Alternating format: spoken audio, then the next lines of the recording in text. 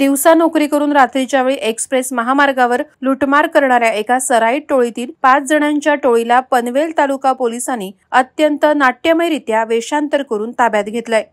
यांच्या अटकेमुळे पनवेल तालुका पोलीस ठाण्याच्या हद्दीसह खालापूर आणि परिसरातील अनेक गुन्हे उघडकीस येण्याची शक्यता सहाय्यक पोलीस आयुक्त अशोक राजपुरी यांनी व्यक्त केली आहे।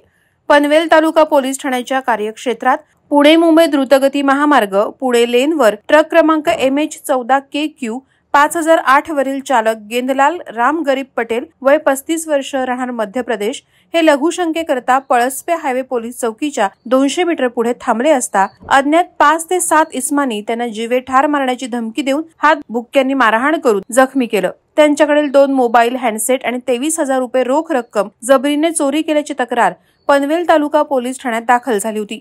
दाखल गुन्ह्याचा तपास पोलीस आयुक्त मिलिंद भारंबे, पोलीस सहायुक्त संजय यनपुरे, अतिरिक्त पोलीस आयुक्त दीपक साकोरे यांच्या आदेश आणि सूचनेप्रमाणे पोलीस पथकानं कारवाई सुरू केली।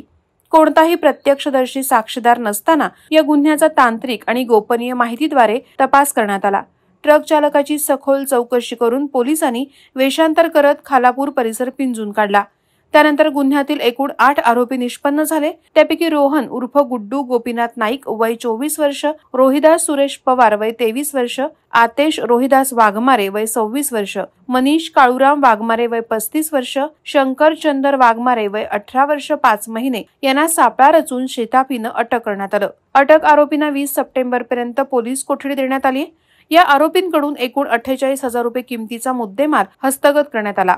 यात 41,000 रुपयांचे 5 मोबाईल फोन, 7,000 रोख रकमेचा समावेश आहे।